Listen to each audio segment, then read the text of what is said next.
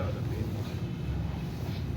والصلاة والسلام على رسوله الكريم أما بعد فأعوذ بالله من الشيطان الرجيم بسم الله الرحمن الرحيم كلا والقمر والليل إذ أدبر والصبح إذا أسفر إنها لعهد الكبر صدق الله العظيم اللهم صل على محمد وعلى آل محمد كما صليت على إبراهيم وعلى آل إبراهيم إنك حميد مجيد اللهم بارك على محمد وعلى آل محمد كما باركت على إبراهيم وعلى آل إبراهيم إنك حميد مجيد رب زدني علما رب اشرح لي صدري ويسر لي أمري واحلل عقدة من لساني يفقهوا قولي۔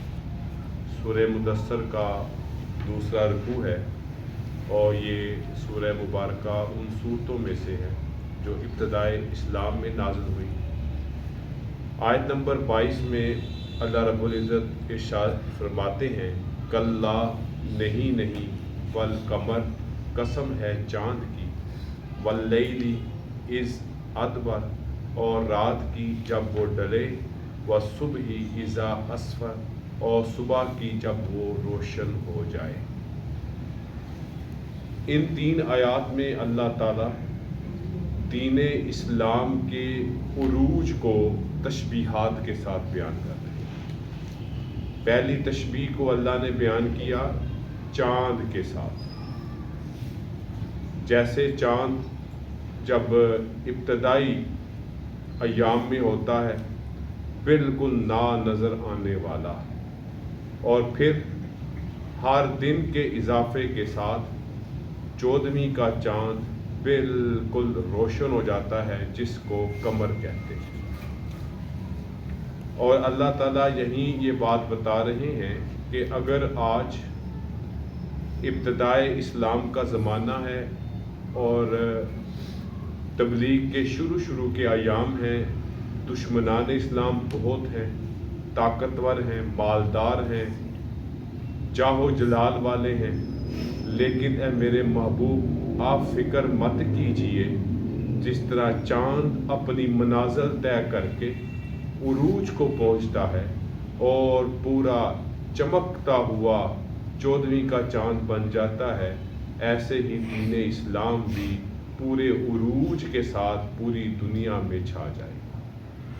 واللیل اذ ادبر اور رات کے جب وہ ڈلے، اور یہ ظلمت کے اندھیرے، کفر و شرک کے اندھیرے بھی ڈل جائیں گے جیسے رات ڈل جاتی ہے، اپنے اختتام کو پہنچتی ہے، ایسے جب اللہ نے چاہا تو اللہ تعالیٰ رات کو پھیر کر والصبح اذا اسفر صبح کو جب وہ روشن کریں گے، ایسے ہی دین اسلام پورا نور کی طرح پورا منور ہو کر ہر طرح سے اپنی روشنی کو پھیلا دے گا۔ یہ تشبیہات اللہ نے استعمال کی دین اسلام کے عروج کی اور کفر و شرک کے زوال کی۔ چوتھی آیت میں سورہ مبارکہ کی آیت نمبر 35 میں اللہ فرماتے ہیں انہا لعہد الکبر، اور وہ دوزخ بڑی بڑی مصیبتوں میں سے ایک ہے۔ جو اسلام کے مخالف ہوں گے، کفر و شرک کا راستہ اختیار کریں گے، وہ جان لے اسلام چاند کی طرح عروج پائے گا، کفر و شرک اندھیروں کی طرح بھاگ جائے گا، اور اللہ کے دین کی حقانیت صبح کی طرح روشن ہو جائے گی، اور جو مخالفین ہوں گے وہ ایسی دوزخ میں جلیں گے جہاں مصیبتیں ہی مصیبتیں ہیں۔ نذیر للبشر، یہ انسان کو ڈرانے والے ہے، یعنی یہ جہنم کا عذاب اور اس کی مصیبتیں انسان کے لیے ڈراوا ہیں۔ لمن شاء منکم ان یتقدم او یتأخر، تم میں سے ہر ایک کے لیے خواہ اس کے آگے آئے یا پیچھے ہٹے۔ مطلب کیا کہ اب انسان کا اختیار ہے کہ وہ اپنے آپ کو جہنم کا مستحق کہلواتا ہے یا جہنم سے دور نکل جاتا ہے۔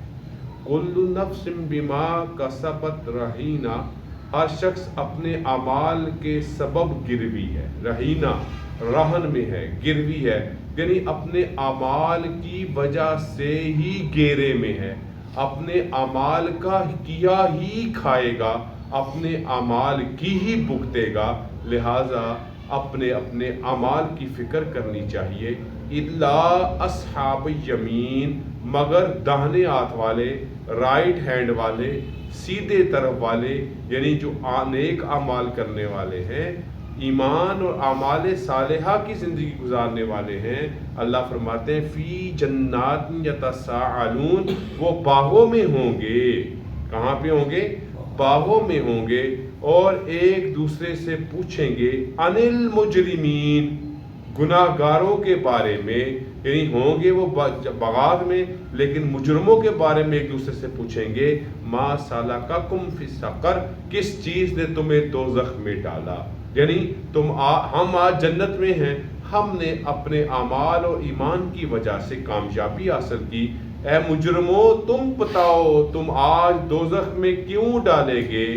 جواباً وہ کیا کہیں گے؟ قالو، جہنمی کہیں گے لم نک من المصلین، پہلی وجہ ہمارے جہنم میں جانے کی کہ ہم بے نمازی تھے، ہم نماز نہیں پڑھتے تھے، وَلَمْ نَكُ نُطْعِمُ الْمِسْكِينَ، ہم مسکینوں کو کھانا نہیں کھلاتے تھے، وَكُنَّا نَحُوزُ مَعَ الْخَائِزِينَ، اور ہم بکواس کرنے والوں کے ساتھ بکواس کیا کرتے تھے، یعنی ہم لعب و لہب کی زندگی، بے آوارگی کی زندگی اور زبان کی غلط استعمال کی زندگی بسر کرتے تھے، اور یہ ہمارے سبب ہیں آج ہم جہنم میں جل سڑ رہے ہیں اور اس عذاب میں مبتلا ہیں۔ وَكُنَّا نُكَذِّبُ بِيَوْمِ الدِّينِ، ہم انصاف کے دن کو جھٹلایا کرتے تھے۔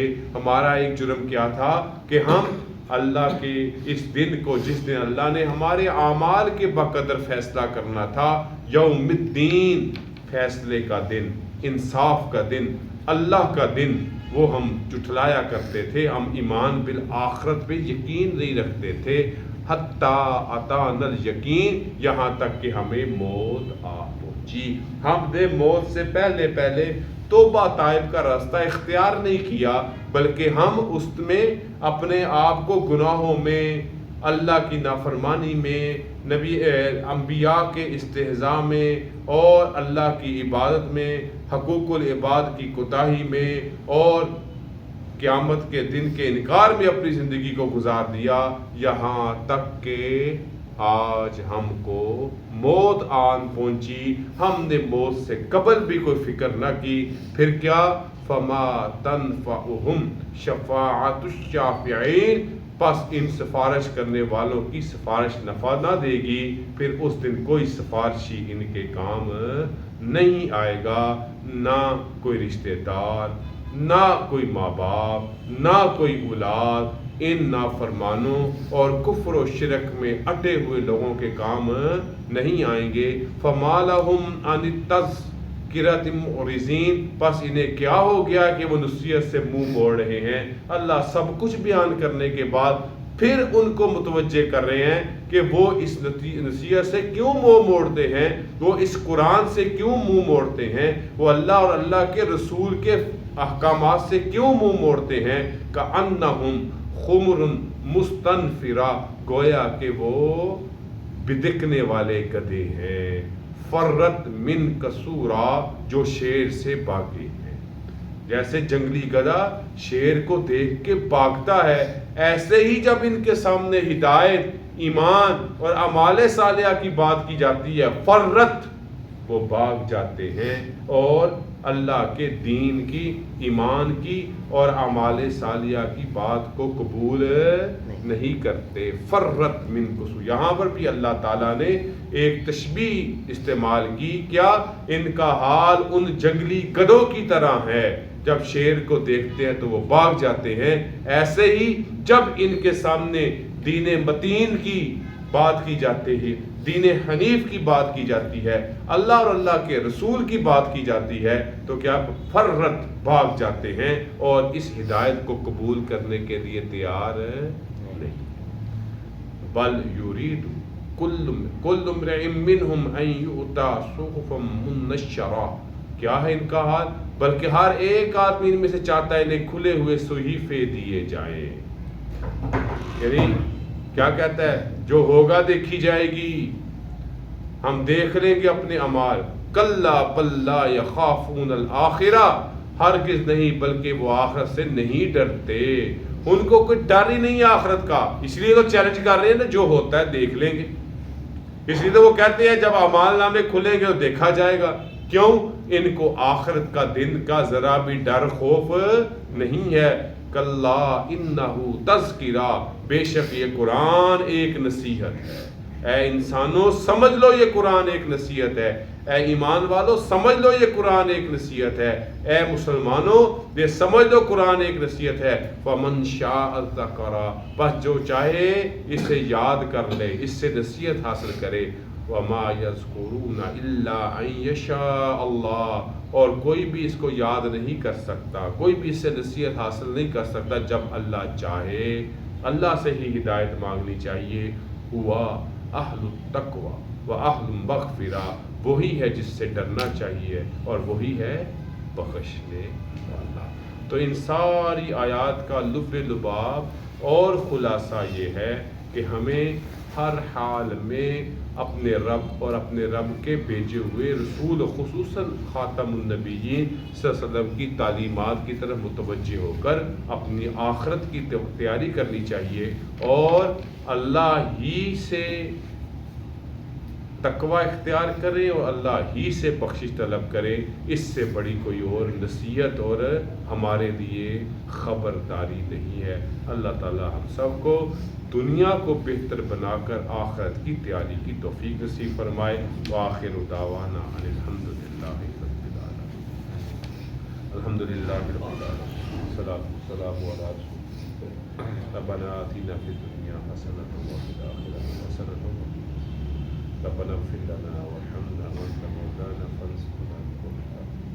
اللهم انا نسألك العفو والعافية في الدين والدنيا والآخرة، وصلى الله تعالى على محمد وآله وسلم.